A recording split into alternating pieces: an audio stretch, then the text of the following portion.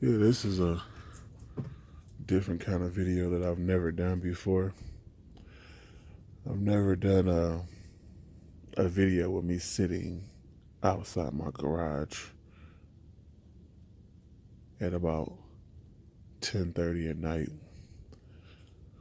with my dog just walking around. But want to let everybody know what's on my mind.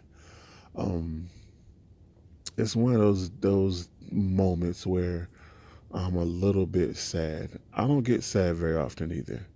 Um, and when I obviously stuff can upset me, um, but not really sad. I get upset sometimes, but I don't get sad very often. And whether I'm sad or upset or whatever, it never lasts for a long time.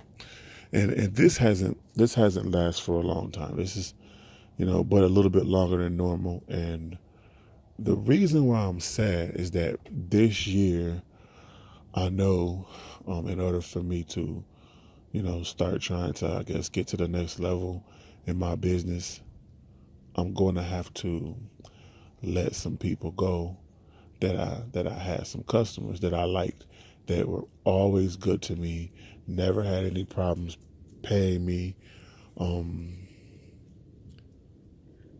People that they depend on me.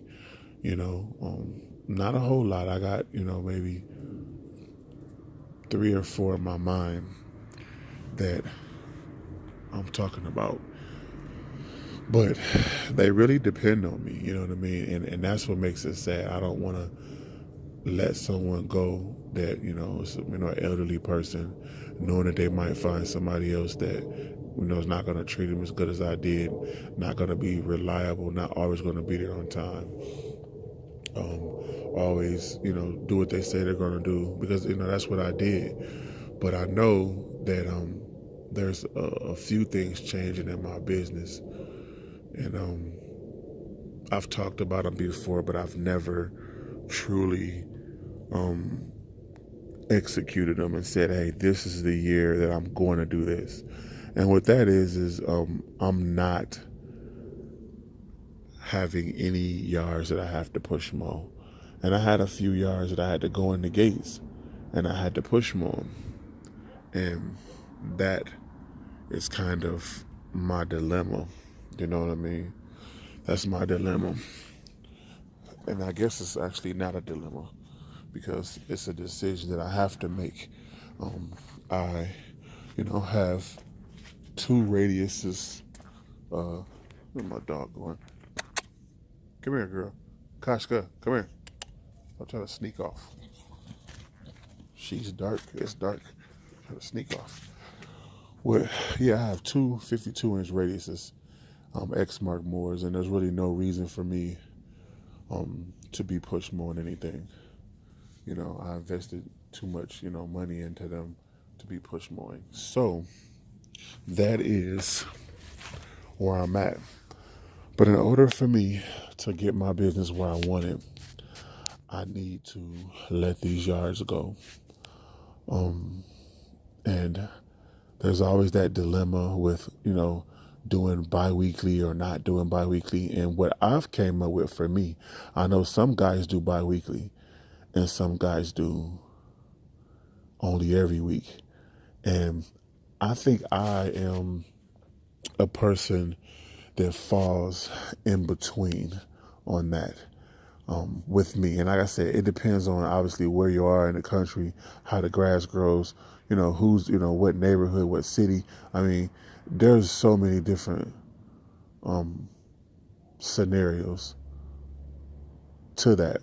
But for me and for where um, I am no longer taking biweekly customers in the spring from where I'm at. I'm in Northwest Ohio, Toledo, Ohio, about 50 miles south of Detroit. Um, and that's how I do it. Now, if somebody calls me and we're in August or we're in September, I will take a biweekly, because usually that's when things kind of start to slow down a little bit. You have customers, Sometimes they'll call you and say, hey, can you do it every 2 weeks? Or, just all kind of stuff. Some customers will just drop you, period, and they might start cutting their own grass because they can maintain it now because it might not grow as much. And obviously, we know in August to September, it can still rain a lot and it can still be, you know, crazy, But I don't have a lot of customers that are in subdivisions where they water, you know, perfectly, and they fertilize perfectly. I'm starting to work myself into them areas. Um, but where I am is, if somebody called me, we're in the end of March. Grass hasn't started to grow here yet. It'll start growing in April. That's usually how it works where we are. But if somebody calls me and they say, hey, can you cut my grass, bi-weekly? As of right now, I would tell them I'm not able to do that. My company just doesn't provide that service at this time. I mean, we only can do weekly because of the conditions, that the springtime it grows a lot faster because of the rain. So that's what I would tell them. But if somebody called me, like I said, in August or September, there's a chance, if it's not raining like crazy, um, there's a chance that I would say, okay, I'll do a biweekly price, and it'd be a little bit more. I usually add, a yard is $40. I probably charge 50, or the yard is 35. I charge, maybe 40 or 45. So I charge a little bit more because it takes a little bit more time. So that's kind of what I'm going through tonight, and I'm just a little bit sad that I'm gonna have to let some people go, and you know, but I know in order for me to move forward, you have to, get rid of uh, the old. You know what I mean? And that's with anything, man. You might have a apartment that you liked or a house that you liked, and in order for you to move into that new house, you've got to get rid of the old house. Um, in order for you uh, to move forward in anything, you have to get rid of. It could be a boyfriend or a girlfriend. You have to get rid of old. And sometimes it's scary when you move to a different different level in your life. It's a little bit scary because you think that what if I don't get the customers? That's what goes through your mind. What if I'm just throwing away money, then I'm not gonna be able to get a lot of new customers, or what if this is my worst year, and all kind of stupid things coming through your mind. But you can't let your mind be um brought down by that. Like, you have to be positive. You can't put a lock on your mind. Put it like that. You don't want your mind to be locked. You don't want to have it locked in. Sometimes, like, I'm gonna give you an example. I don't know if people know who some people do. I'm pretty sure know who Houdini was. He was a guy that would escape from things. He was I guess you want to call him I don't know, a magic musician or something like that. I don't know exactly what you want to call him, but he was an escape artist. He would go into places and in different situations, and he would escape.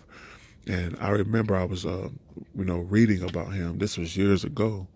That Houdini, um, he had told everyone that he could escape from any prison cell, as long as I can go in that prison with all of my clothes on. So what Houdini did, he let everybody know, and he eventually, I guess it was a prison, I think somewhere in the South. I could be wrong, but I'm pretty sure. They took him up on that offer, like, hey, we'll lock you in here, and he says, I'll be out in an hour. So what he did, he went into prison with his clothes on, and they locked him in there. There was tons of people outside, waiting for Houdini to escape this prison. And this was a long time ago. Houdini, if you don't know, come here. Houdini, if you don't know, um, was born in like the 1800s. So he was doing some pretty challenging stuff back then. You know what I mean? Escaping from any prison. Not a lot of technology and stuff. I think he died in like the 1920s or something. So this was amazing to be locked in a prison in this time, you know, and to believe you could get out, you know. But the amazing part about the story is not how amazing Houdini was. The amazing part about the story is how our minds sometimes can be a lock. Our minds can put a door there and can lock the door. That's the amazing part. And with Houdini, what happened to him? He went inside the prison. He got in there. He started taking off his clothes, and he had a wire, in his clothes, a real durable wire, real strong, but you could bend it really well. And he started to work on that lock. He said he would be out in an hour. Now, in an hour passed, and he was still in there. He started to sweat. He started to, get real irritated. I mean, he's been working this lock for an hour.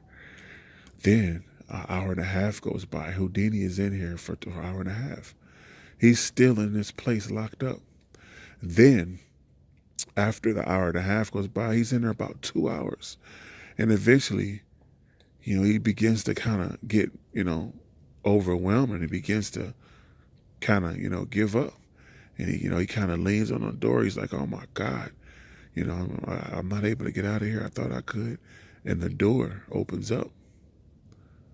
So the moral to this story is that the door was never locked. They locked him. They never locked him in. The lock was only in his mind. So the whole thing I'm trying to say, I'm not trying to preach to everybody, even though it might sound like I am. I don't want to have my mind locked. I want to believe that I can get new customers. I want to believe that I can, and I have to leave my old customers and go to my new customers. I don't want to be like Houdini. I don't want to have a lock in my mind and be like, I'm afraid to let customers go. I'm afraid to only do open yards or yards that, I'm able to fit in with my riding mowers.